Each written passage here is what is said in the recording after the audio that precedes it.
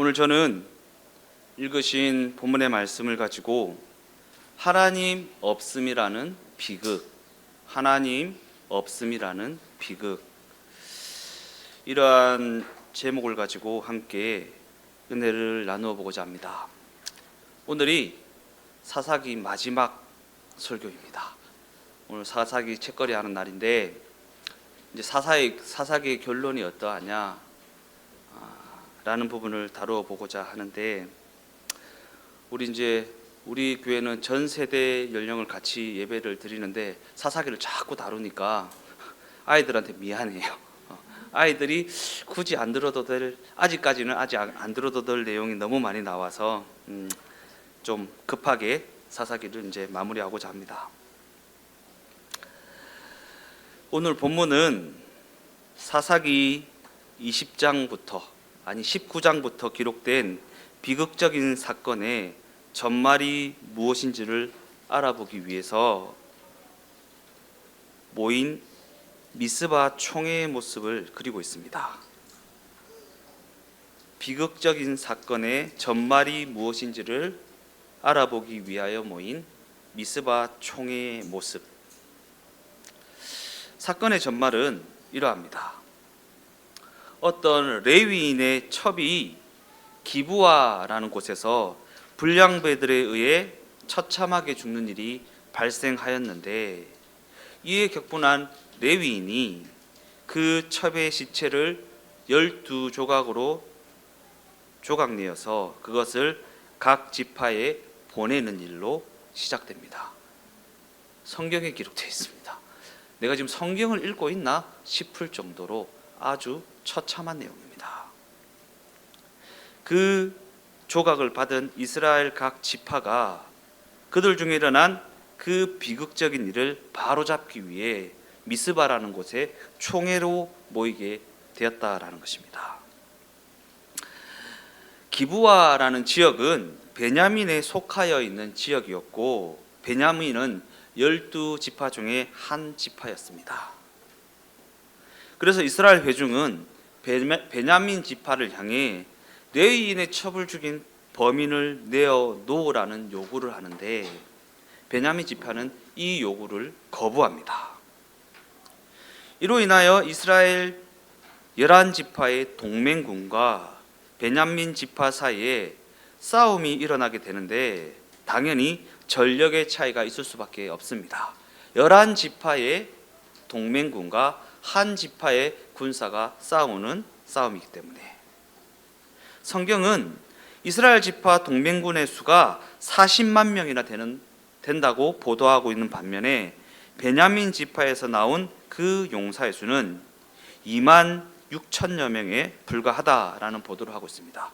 거의 20배에 가까운 전력의 차이가 나고 있습니다.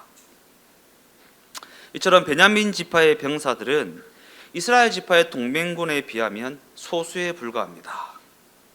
그러나 그럼에도 불구하고 이스라엘 지파의 동맹군은 베냐민 지파의 그 싸움에서 연이어 2번이나 패하였고, 3번째 전투에 가서야 비로소 승리를 거두게 됩니다. 그리고 이스라엘 지파 동맹군은 그 승리의 전세를 몰아서 베냐민 지파의 남은 패잔병들을 추격하게 되는데, 베냐민 지파의 패잔병들은 림몬 바위가 있는 골짜기로 도망가서 숨어 지내게 됩니다. 그들이 숨어서 나오지 않으니까 이 동맹군들이 다시 베냐민 지파의 땅으로 돌아와서 지파 전체를 처참하게 도륙하고 베냐민 지파의 모든 성읍을 불태워버립니다. 림몬 바위에 숨어있는 패잔병 몇 명 외에는 베냐민 지파를 완전히 멸절시키고 말았다라는 것입니다. 그런데 그들이 그렇게 싸움을 마치고 보니까 그로 인하여 그들 중에 한 지파가 완전히 사라질 지경에 놓이게 되었다라는 사실을 깨닫게 되었다라는 것입니다. 그들이 미스바 총회로 모였던 1차적 목적은 그들 가운데서 범죄를 제거하는 데 있었습니다. 범죄만 제거해야죠. 그죠? 범죄를 제거하는 데 있었다.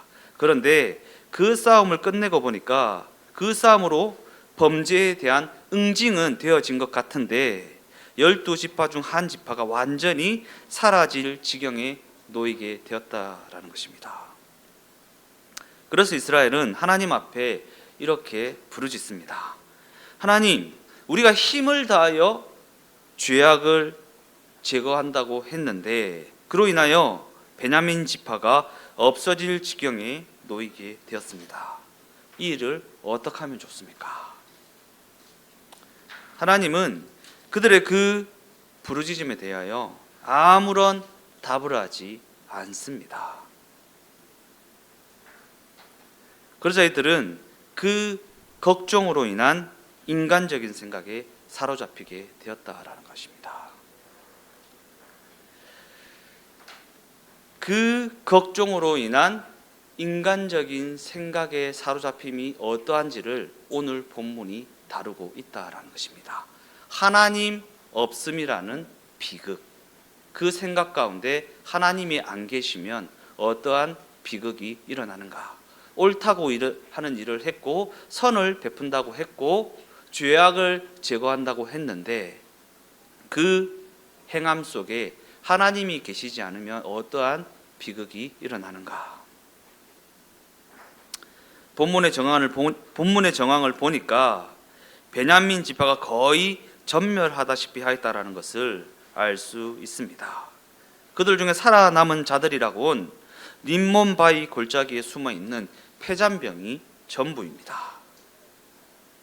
이처럼 베냐민 지파는 소멸할 지경에 놓이게 되었다라는 것이고 이스라엘은 어떻게 해야 그 소멸을 막을 수 있을까라는 걱정에 직면하게 되었다라는 것입니다. 이에 대하여 이스라엘 각 지파는 하나님 앞에서 베냐민 족속에는 딸을 시집 보내지 않겠다라는 맹세까지 한 상황입니다. 딸을 시집 보내지 않겠다. 그래서 그들은 남은 베냐민 지파 남자들에게 어떻게 해야 아내를 얻어줄 수 있을지 인간적인 고민에 빠지게 되었다라는 것입니다. 그러던 중에 총회에 불참한 자들이 있는지 조사하기에 이릅니다. 조사 끝에 야베스 길르앗 주민이 참석하지 않았다라는 사실이 드러나게 됩니다. 이에 회중은 12,000명의 군대를 구성하여서 야베스 길르앗으로 보냅니다. 그곳으로 보내어진 군대는 결혼을 한 남자와 여자 그리고 그들의 아이들을 다 죽입니다. 그리고 400명의 처녀들만 사로잡아 오게 됩니다. 그리고 이 400명의 여인을 림몬 바위에 숨어 있는 베냐민의 남은 남자들에게 아내로 줍니다. 그럼에도 여인의 수가 부족하니까 매년 실로라는 곳에서 벌어지는 축제를 떠올리게 됩니다. 실로라는 곳에서는 해마다 하나님을 경배하는 축제가 열렸는데 남은 베냐민 남자들에게 그 축제에 숨어 있다가 처녀들을 업고 도망치라는 제안을 합니다. 그리고 만일 이 일 때문에 납치를 당한 처녀들의 가족들이 항의를 하면 이 일은 베냐민 지파를 살리기 위해 이스라엘 전체가 동의를 한 일이니까 이스라엘 회중 전체가 그냥 넘어가 달라는 요청을 대신 해주기로 결의를 합니다. 그리고 이와 같은 이야기를 끝으로 사사기의 이야기는 막을 내리게 됩니다. 이들이 처한 모든 상황, 환경, 여건, 그 다음에 그 모든 정황은 선을 쫓아가다가 벌어진 일이에요. 악을 제거하려고 싸움을 했고 그러다 보니까 한 지파가 멸절될 위기에 놓이게 되었고 그 멸절됨을 막기 위하여 이런저런 인간적인 생각을 동원한 결과가 이러한 결과이다라는 것입니다. 오늘 제목이요. 하나님 없음이라는 비극. 비극. 대의를 위해서, 선을 위해서, 호의를 베풀기 위해서 한 그 하나님 없는 생각들이 어떠한 비극을 가져다 주는가. 무슨 이런 내용이 있을까 싶을 정도로 사사기는 처참한 난맥상으로 채워져 있습니다. 내가 과연 성경을 읽고 있는 게 맞는가 싶을 정도로 너무나도 처참한 난맥상이 이어지고 있습니다. 그래서 이를 읽어나가는 우리는 이런저런 실망과 시험에 들기도 합니다. 왜냐하면 우리는 대개 성경에는 지당하고 은혜로운 말씀만 기록되어 있을 것이라는 기대를 가지고 있기 때문입니다. 그러나 사사기는 읽는 가운데 우리가 아멘으로 화답할 만한 부분이 전혀 없습니다. 아멘은 고사하고 이 사람들은 도대체 왜 그러는 것인가 라는 의문으로만 가득해질 뿐입니다. 미스바 총회로 모인 이스라엘 백성들은 하나님 앞에 울며 통곡하였다고 했습니다. 하나님을 향한 그들의 열심이, 하나님을 향한 그들의 열심이 자기의 동족의 아이들까지도 진멸해버리고 마는 너무나도 비극적인 결과를 가져오고야 말았기 때문입니다. 하나님을 향한 그 열심이요, 그 열심.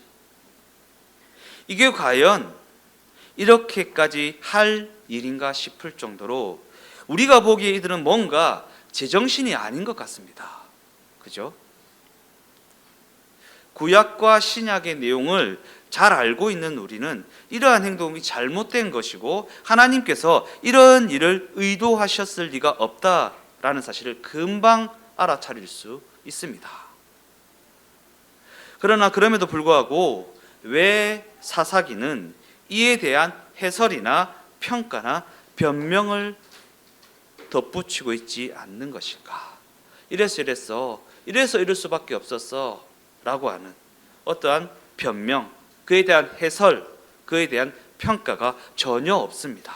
그저 담담히 그 내용을 기록할 뿐입니다.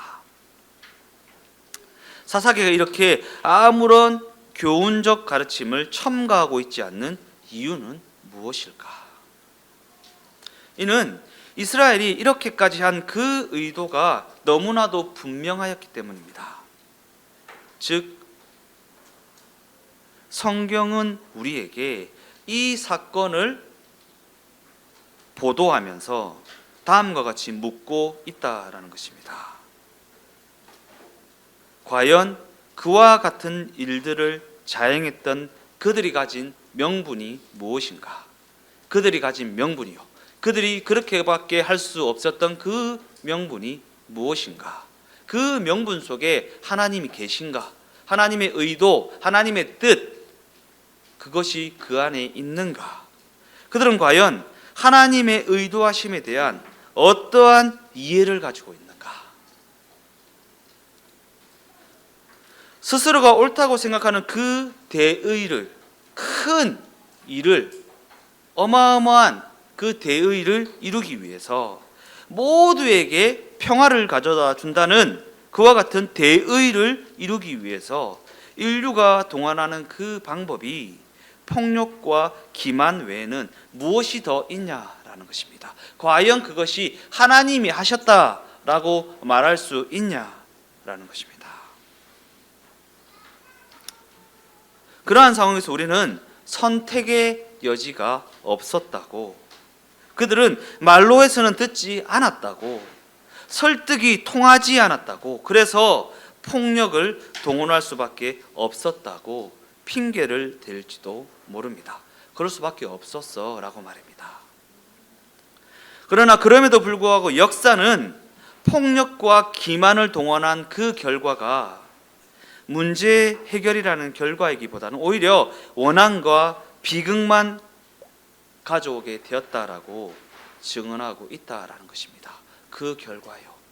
내가 그럴 수밖에 없어서 폭력과 기만을 동원했는데 폭력과 기만을 동원한 그 결과가 문제 해결이라는 결과가 아니라 원한을 낳고 비극을 낳고 원망을 낳는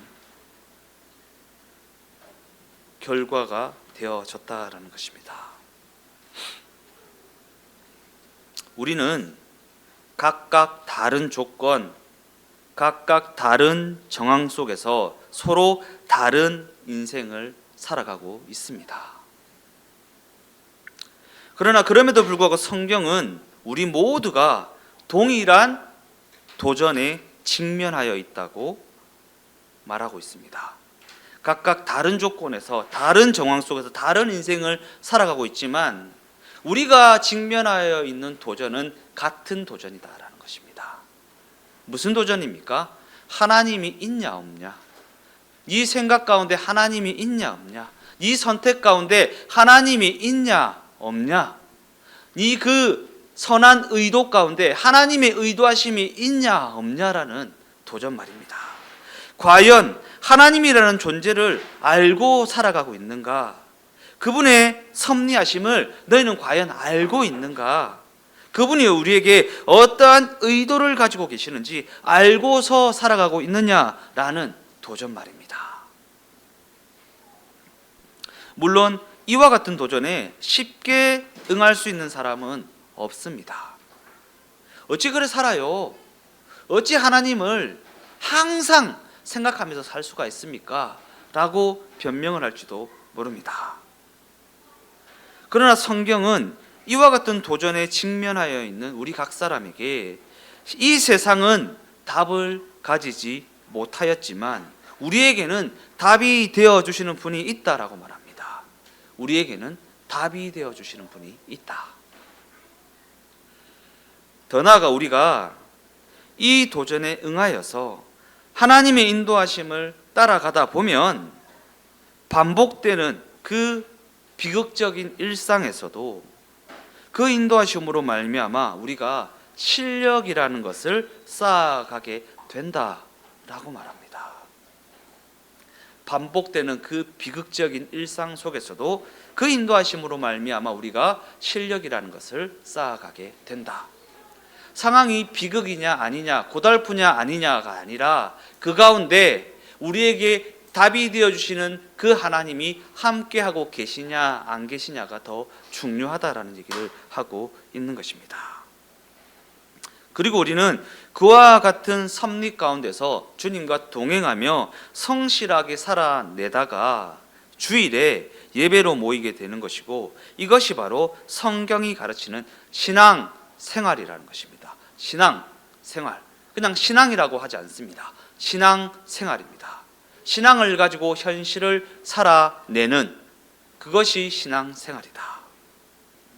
그러기에 주일에만 잠깐 위로를 얻을 뿐이고 우리의 일상은 그저 소모되는 시간으로만 여겨지고 있다면 주일에 모이는 예배라는 것은 그저 짧으면 짧을수록 좋은 것 아닙니까? 그죠? 예, 짧으면 짧을수록 좋은 것입니다. 이는 그저 예배 드리고 기도하고 찬양해서 얻어지는 유익이 전부가 아니다라는 것입니다. 예배 드리고 기도하고 찬송을 불어서 얻어지는 유익이 전부가 아니다. 왜냐하면 성경은 우리에게 우리의 모든 일상이 하나님이 친히 섭리하여 만들어 놓으신 신앙 현실이라고 말씀하고 있기 때문입니다. 훈련의 장이라고 말씀하고 있기 때문입니다.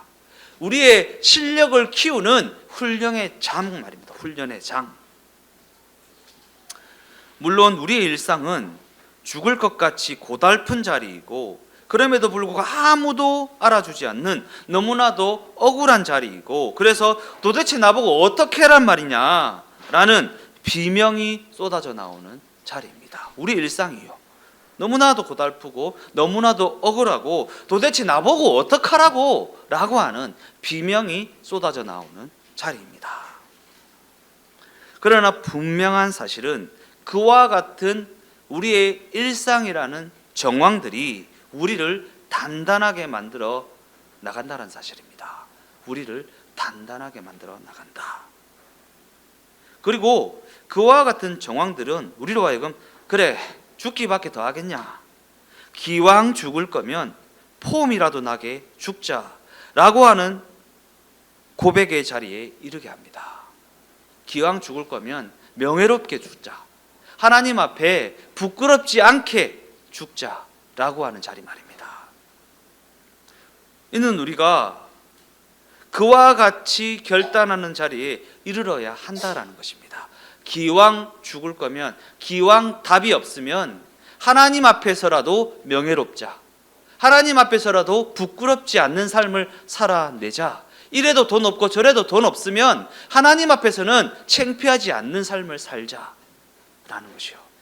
없는 돈 어떻게 지 짜내서 가지려고 하기보다 기왕 없을 거면 하나님 앞에서라도 명예롭자라는 자리 말입니다. 우리는 그와 같은 결단의 자리에 이르러야만 한다. 왜냐하면 우리가 그와 같은 자리에 이르게 되면 그 걸음에 두려울 것이 없기 때문입니다. 그리고 우리가 그와 같은 자리에 이르게 되는 것이 하나님께서 우리에게 의도하신 목적이기 때문입니다. 우리의 답이 되어주신 하나님께서 그 어떤 정황이라 할지라도 당신의 은혜를 담으시겠다고 하시는데 과연 무엇이 두렵습니까? 어떠한 상황이 죽을 것 같고 너무나도 고달프고 나보고 어떡하라고 라는 비명을 지를 수밖에 없는 그 정황이라 할지라도 그곳에 하나님께서 당신의 은혜를 담으시겠다고 그렇게 말씀하시는데 무엇이 두렵냐라는 것입니다. 이는 하나님께서 우리 삶의 모든 정황을 은혜를 담는, 당신의 은혜를 담는 그릇으로 삼고 계시다라는 것입니다. 사사기의 모든 정황들을 떠올려 보십시오. 우리가 지금까지 살펴보았던 사사기의 정황들이요, 과연 그곳에 은혜가 담길 수 있을까라는 너무나도 비극적인 상황들이 많지 않습니까? 그런데 하나님이 그곳에도 함께 하셨다라는 게 사사기의 결론 아닙니까? 하나님을 하나님으로 인정하지 않는 그들의 삶에도 하나님께서 은혜를 베푸셨다라는 것이 사사기의 결론 아니냐라는 것입니다. 그러기에 우리의 모든 걸음 가운데 하나님이 함께하고 계시다라는 사실을 잊지 마십시오. 상황이 좋냐 나쁘냐에 시선을 빼앗기지 말고 상황이 좋든 좋지 않든 그곳에 함께하신 하나님께 시선을 둘 수 있는 우리가 되어져야 한다라는 것입니다. 갈라디아서 5장 24절에서 26절까지의 말씀입니다. 그리스도 예수의 사람들은 육체와 함께 그 정욕과 탐심을 십자가에 못 박았느니라. 만일 우리가 성령으로 살면 또한 성령으로 행할지니 헛된 영광을 구하여 서로 노엽게 하거나 서로 투기하지 말지니라. 성령의 인도하심, 예수의 영으로 동행하는 삶, 그러한 삶을 살면 헛된 영광을 구하지 않는다라는 거예요. 그 정욕과 탐심을 십자가에 못 박았기 때문에. 성령으로 살면 성령으로 행할지니가 무슨 말입니까? 하나님 있음이라는 인생, 하나님 있음, 하나님 있음이라는 인생이 되면 하나님의 의도하심을 따라 가기도 하고 서기도 하고 하기도 하고 하지 않기도 하고 해야 하는데 그저 그냥 대의라고 해서 선한 일이라고 해서 호의를 베푸는 것이라고 해서 내가 선한 의도로 하는 것이라고 해서 무조건 해서는 안 된다라는 것입니다.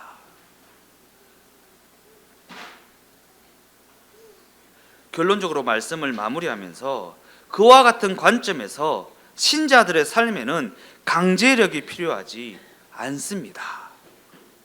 걱정에서 비롯된 인간적인 생각에서 비롯된 강제력 말입니다.